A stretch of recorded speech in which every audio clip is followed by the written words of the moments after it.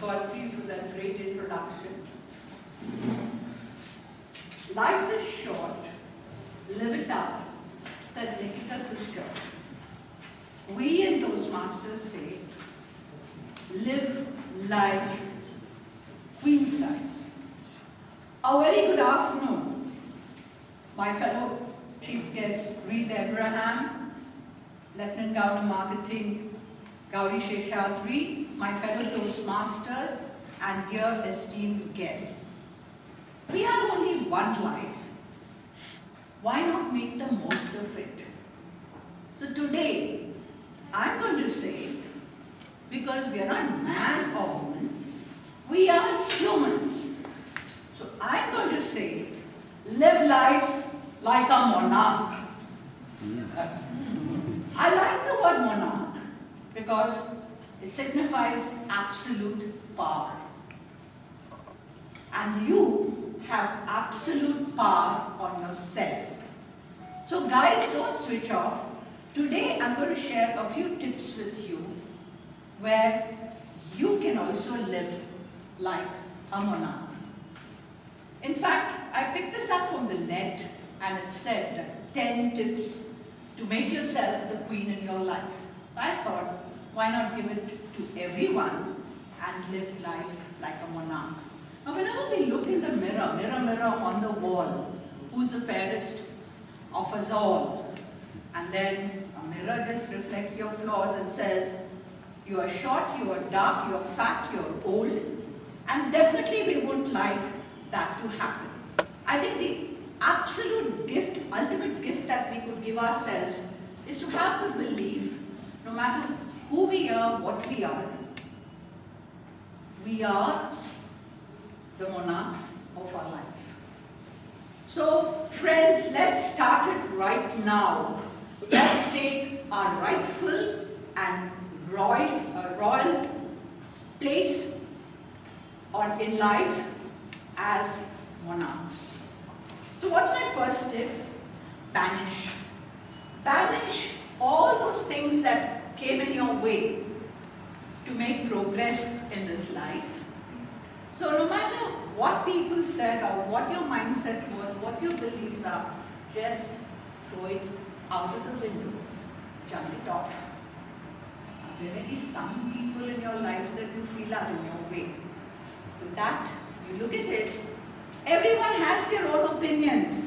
So what?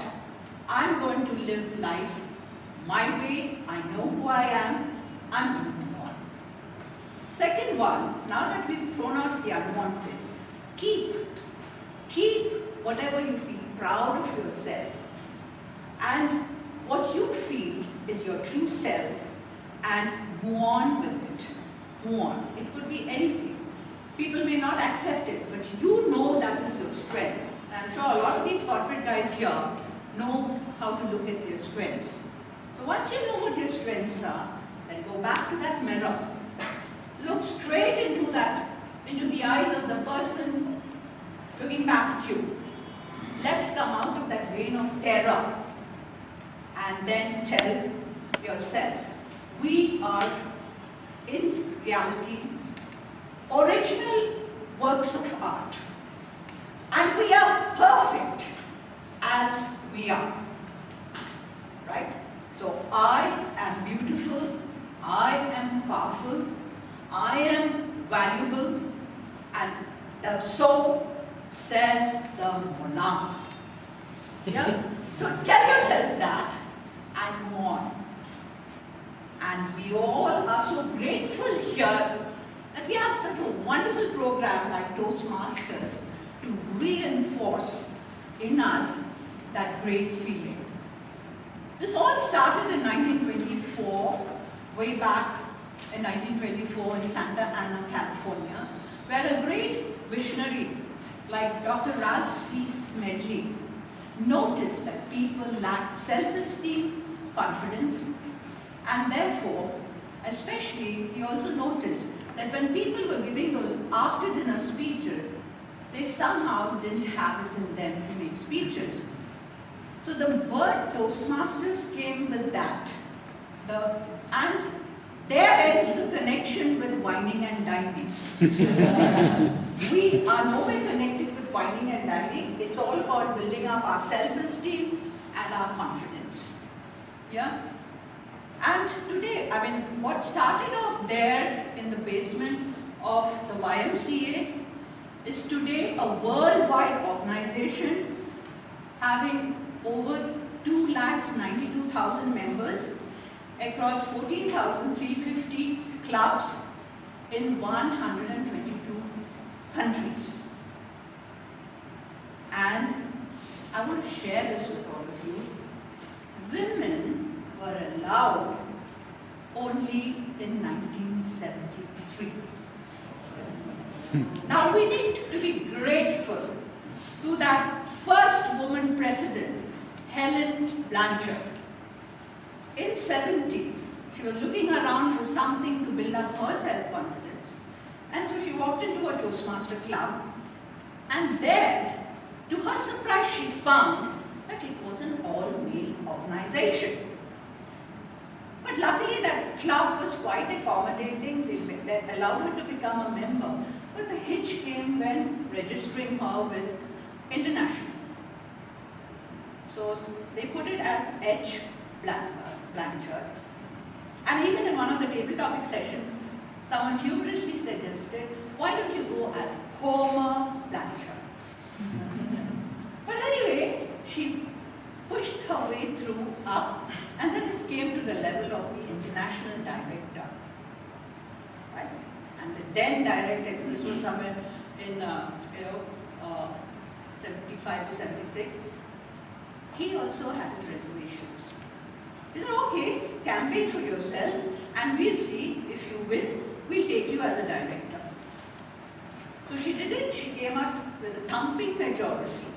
So they started allowing her to attend the international board meetings. And friends, till then, Toastmasters was all about the rough and tumble of political scenarios. And after this lady came in as the board director, that's when decency, decorum, and discipline came. We should be thankful for that because of Helen Blanchard, Toastmasters is today the well-respected known to be a well-respected educational organization. Now what binds all these 4,350 clubs together? It's the universal meeting format. This is for the benefit of the guests. We have 3 sessions. The prepared speech session, where members come up and give their speeches as per the manuals. There are certain guidelines. And this part of the meeting helps us become better speakers. And then the second session comes the table topic sessions, where we have a table topic master. We call him a person. And he throws out topics at random to the audience. And members are supposed to come up to the stage and give a 2-minute speech without preparation. It should have a proper opening, body, conclusion. It's a mini speech, but without preparation. Now this is what helps us to become better thinkers.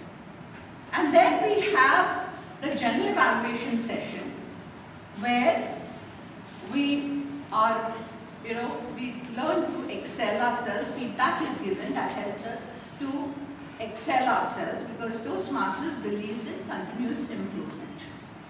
And we have certain standards for how the meeting should be conducted.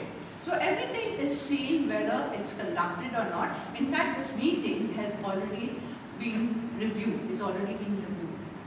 Today, to conduct the general evaluation session, we have a person who says it's phenomenal to be a woman. And that's because she's inspired by the poet Maya Angelou, who had great belief in herself. This person is an environmental engineer. She studied and worked in the US and worked in an industry which was male-dominated. So she broke through the barriers of profession, age, gender, color, race, say what you want. And what helped her break those barriers was a strong conviction and her determination, and most importantly is the power of the knowledge of her field. And it is these three that has helped her climb the ladder of Toastmasters and become the Lieutenant Governor Marketing today. Hopefully, this is going to be the Lieutenant Governor Education, and we are looking forward to see her as a District Governor too. So I feel truly proud today to welcome the District Toastmaster Queen, Gauri Seshadri.